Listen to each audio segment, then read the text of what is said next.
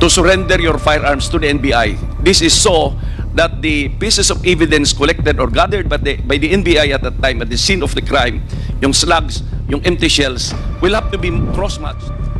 Masyadong magulo itong nangyayaring ito nung panahon ng former administration. Na kung yan, nanlaban ng kaunti yan, patayin nyo na. At I have Ano yung criminal offense na final ninyo? Your Honor, because Hindi ko naman sinasabi na hindi ka consistent. Ang question ko, yung sagot mo. Kasi, hindi ba't sabi ko, 500. Oh, he said that, Mr. Chair. Yes, he said Sinabi niya yan. before the UN. And but I think the state sort of lost its motivation because in between that time, the ICC still continued. So by the time lumabas na naging watered down to 52 po, and the other honorable members were asking about sanctions. You will be surprised if you read the list. Some of the sanctions are like 60 days suspension. Therefore, Mr. Chair, if the Secretary of the Department of Justice made a statement that there are irregularities, what did the Philippine National Police do about that? Mr. Chair, it is part of, that's why they started compiling that through IAS, and they came up with a list of 52 by October 19 of 2021. But strangely, especially because she filed at IAS, Marisa Hamoy filed at IAS, their case is not there, even if it's a massacre. And along with so many, the cases I mentioned, Gonzales case, already decided by Court of Appeals by that time, is not there. Gonzales Antipolo case. Bertes case, inside the Pasay City PNP, not there also in the DOJ listing of 52. It's very strange that many of the controversial cases are not there. A year after I was researching on the list, actually, during that time, baka naman nagbago na po, but during that time, I looked at it, there's at least almost 20 of the 52, you will never find them on the internet. Okay, Major General, who was the Director General during that time, 2021? Because I don't think that you are party of that. Hindi mo alam yun, di ba? are you referring to the IG of IAS then, Your Honor?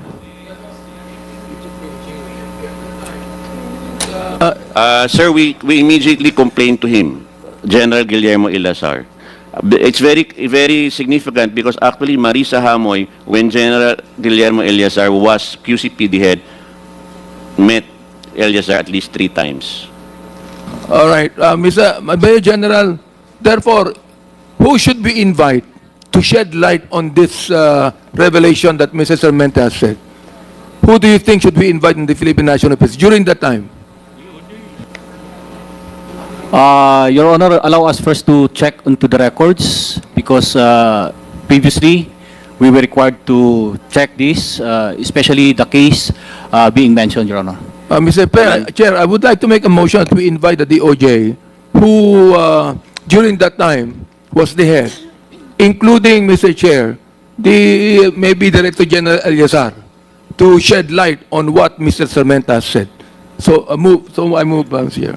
Comsec, Mr. Chair, if I may add, there was a murder charge. This was the one filed at the Mr. Chair, Ombudsman. point of order.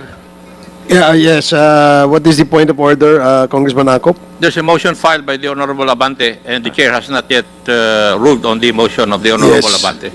That is correct. Yes, I'd like to rule on the motion first of Congressman Abante to invite General Eleazar and General and DOJ, no, in the next scheduled committee hearing of the Quad Committee.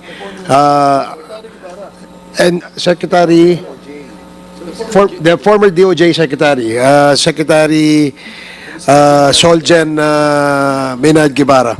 So, any second? Duly seconded. Any objections? Hearing none, the motion is approved. Mr. Chair? Yes, continue. Please continue. Mr. Chair? Yes, Attorney Conti. Sorry, Your Honor, but at this point, point of information regarding the 52 cases that were mentioned. Your Honor, this has already been discussed prior. If I recall from the hearing June 5th, 2024, the DOJ presented the list of 52 cases and said that they had already forwarded the cases with recommendation for filing of charges or case building to the NBI. If you would recall po, si Judge Santiago po yung nagsabi na they investigated it, and in the 52 cases, 30 have been closed temporarily for lack of information. Mr. Chair, forwarded where?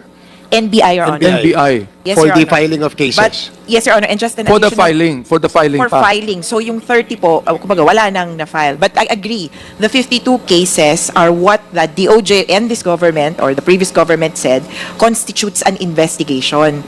Pumunta sila ng UN, pumunta sila ng ICC, nag-investigate naman kami, 52 cases. None of these cases, or 2 cases were in Caloocan.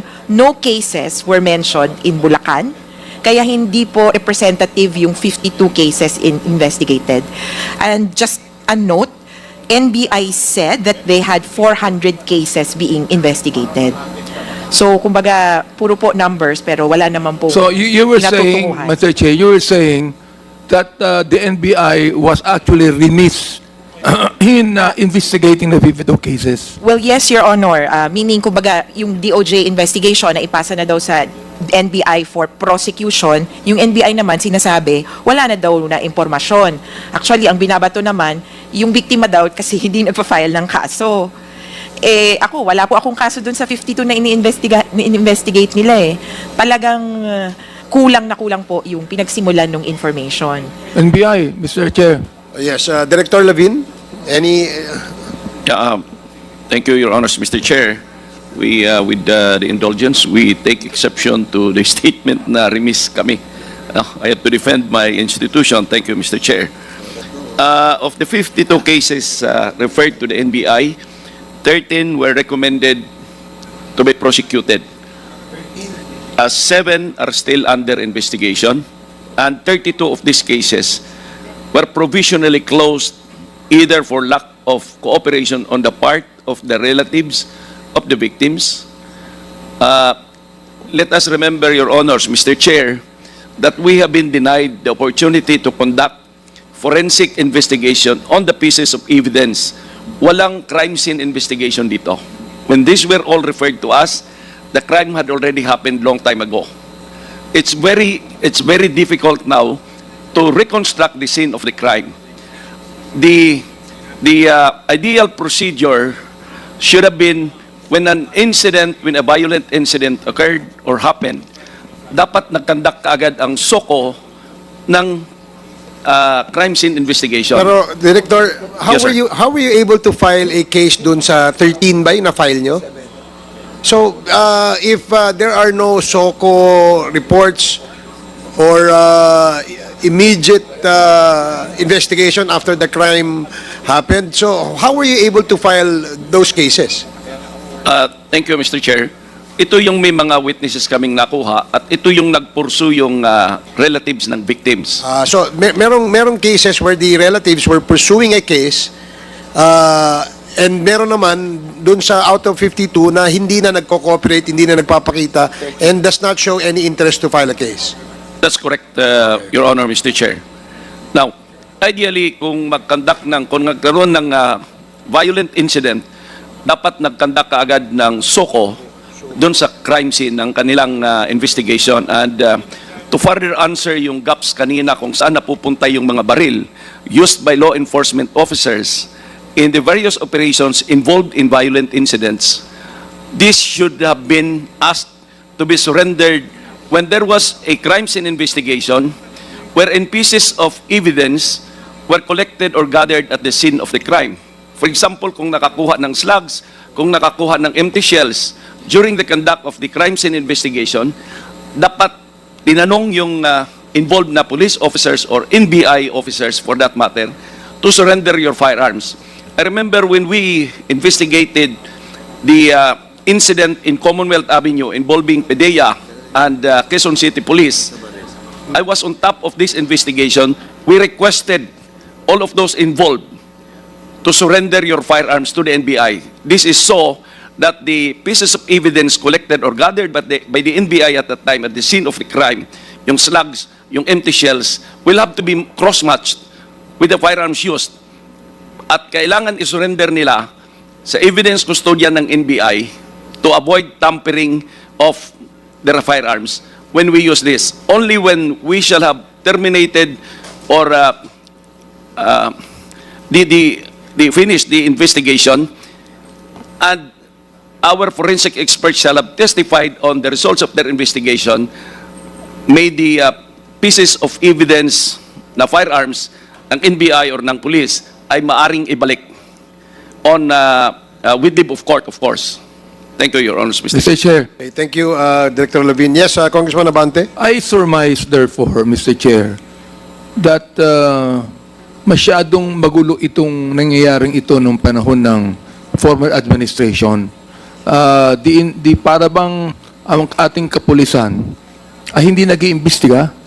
So I surmise, Mr. Chair, that the police actually were not properly investigating because of the policy of the administration, because of the policy of the former president, na kung yan, nanlaban ng kaunti yan, patayin nyo na, at I have your back.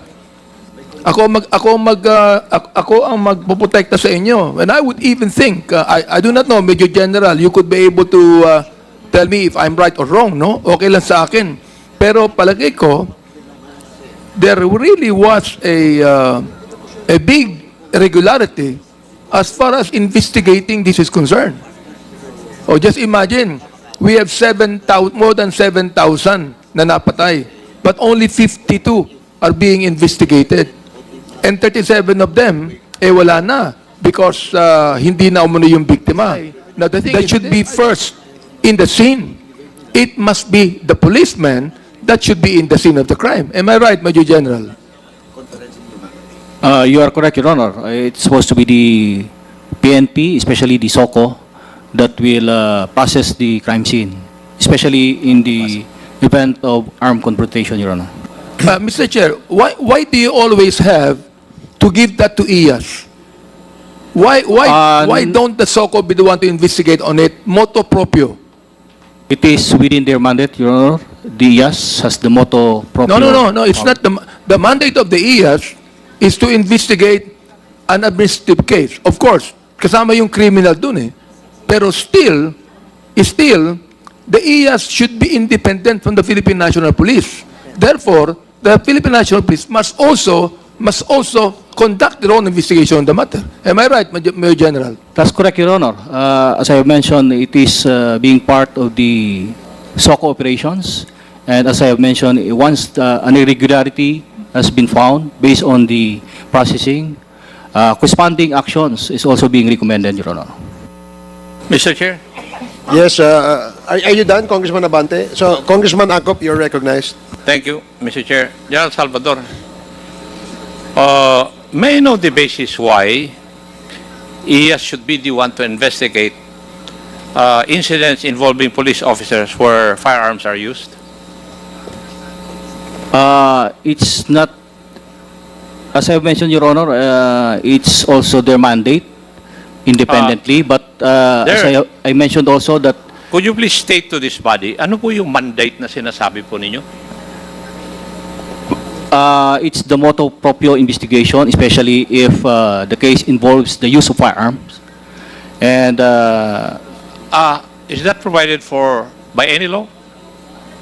it is within the disciplinary machinery or 6975, Your Honor. Administrative cases, I will agree with you. Di ba? Kasi, Opo, nasa batas po, Your Honor. I do not know. That's why I'm asking, because during our time, the agency that investigates these events or these incidents would be the CIDG. Why? Because when these incidents happen, there are two aspects. Dalawang kaso eh, administrative at saka criminal. Now, is the IAS equipped to conduct criminal investigation? It is, Please answer my question first. Is the IAS equipped, or does it have the capacity to conduct criminal investigation? I believe so, Your Honor. Oh, On the basis of the findings of every... the IAS is basically an agency which investigates the administrative aspect of this issue. Would you agree with that? Yes, Your Honor, but Yes. as I have mentioned, Kaya nga they can always recommend. Sinasabi kanina ni Mr. Sarmenta na grave neglect of duty na yung one eh. That is administrative offense. Pero ano yung criminal offense na final ninyo? I have been consistent with my response, Your Honor, because Hindi ko this naman is- sinasabi na hindi ka consistent. Ang question ko, yung sagot mo. Kasi, hindi ba't sabi ko, you give me the basis why IAS is supposed to conduct this kind of investigations. When in fact, I know na yung IAS, administrative aspect lang ng kaso, ang trabaho nila. The criminal aspect is with CIDG, which is capacitated to do the criminal investigation. Kasi iba yung administrative investigation at saka criminal investigation. Doon pa lang sa evidence that is required, magkaiba na yung dalawa eh. So, how can you tell me that the IAS is capacitated to conduct criminal investigation? Well, You tell me, what is that mandate that you are telling me? So that I'll be convinced. it is, they have the powers to file appropriate criminal cases against PNP members because before the court as evidence warrants and assist in the prosecution of the case. At tulad ng binabanggit namin, Your Honor, wala silang pinagkaiba sa investigator on case na kung may mga ebidensya on the basis of findings of the SOCO, Doon sa kaso na sinasabi ni Mr. Sarmenta, ano po yung criminal case na na-file? well, we will have to check on the record, Your Honor, for a while. Yan nga yung sinasabi ko eh. I believe that they are telling us as to the specification. Meron po bang criminal case, Mr. Sarmenta, na final? There was a case in the Ombudsman po. The IAS case po is NES NMP PCI 180054, which is basically a series of grave neglect of duty on Colonel Lito Patay, the QCPD Administrative. station. And then on the policeman involved, grave neglect of duty, grave misconduct, and conduct unbecoming. Those are all administrative cases, which is And then- under the jurisdiction of the Ombudsman. Both criminal and administrative. There was a separate filing at the Ombudsman po initiated by the CHR, OMBPC 180092. This is for murder. And it was dismissed by the Ombudsman. Yan yung criminal aspect. Yun nga yung sinasabi ko eh. Or administrative cases lang, ang fina-file ng IAS. Why? Because it's their mandate.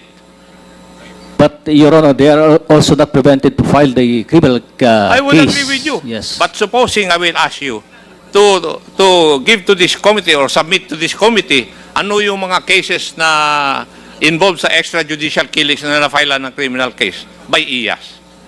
To prove your point. We will wait for the IAS to respond to that, Your Honor. Yes. And that is why, Mr. Chair, may I move that we invite the director of IAS in the next hearing para masettle tong issue nito? Okay, there's a motion to invite the head of the IAS. Second. And duly seconded. Any objection? Hearing none, the said motion is now approved. Mr. Chair, I also would like to inform the body, especially our, I like Attorney Conti and Mr. Meta, that this morning, the Committee on Appropriations already approved, no? The Committee on Human Rights was the first one who approved that. But today, already approved the CHR charter. Oo. Now, Mr. Chair, I think that there should not only be a review of these cases, there ought to be a reinvestigation of these cases, Mr. Chair.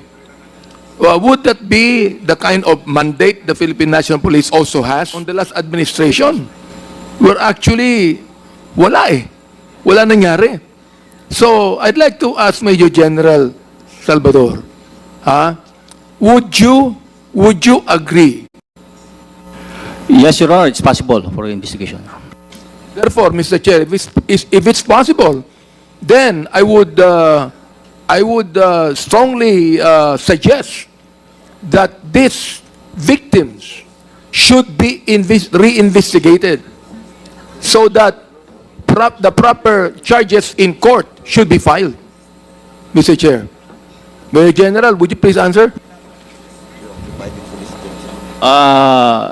Yes, Your Honor. It's a matter of the inventory of cases, and I believe it will be coinciding with the cases of the Internal Affairs Service. Your Honor. Attorney Conti, may tanong lang ako, Mr. Chair, tanong lang ako, ano. Attorney Conti, no? Considering yung mga present situation before, during the time nung last administration, and kanina sinabi ni NBI Director that nahirapan silang i-pursue yung mga cases because of a lot of different factors. Like, well, yung mga evidences, medyo wala na, 2 years or 3 years ago pa. And at the same time, yung consideration of the families, would you agree with me na ang one of the factors why the families are not cooperating during that time because of the policy of the government? Yes, Your Honor. And the continuing security threats to themselves. Kasi yung police na nag-operate o pumatay, dun pa rin naka-assign. At probably sila rin ang mag-iimbestiga. So, And that's the reason why kaya yung resulta natin sa pagpa-file ng case, yung iba nadi-dismiss dahil nga po sa takot ng pamilya because of the existing environment, no? Moving forward, no? Now that we have realized that in accordance with the suggestion of Congressman Chairman Abante na to reopen the investigation of all these cases, and having considered the evidences, do you think we will be having a hard time to pursue all of this investigation, and if we will be having a hard time moving forward as a lawyer, ano po yung pwede nating gawin? Your Honor, first off, it would take a big deal to recover or restore the trust of these people, of these victims in the investigation and justice system in the Philippines. Pasensya na po, pero parang nabasag lahat yun nung nakaraang panahon. And lalo na, the killings continue. DAHAS, the organization which monitors killings, have noted some 300 killings last year as well. And we think it could be related to continuing practice, kung wala nakasanayan na po ng mga pulis. Kung wala mang policy na sasabihin or walang sinasabi, parang patuloy pa rin talaga yung kalakaran. Ang pwede po siguro, if this committee or this government wants to investigate everything, as a rule, continue with the investigation. If some of the victims would prefer not to be reinvestigated, then allow them that leeway. So as a rule, lahat po iimbestigahan ulit, ilalabas lahat ng ebidensya.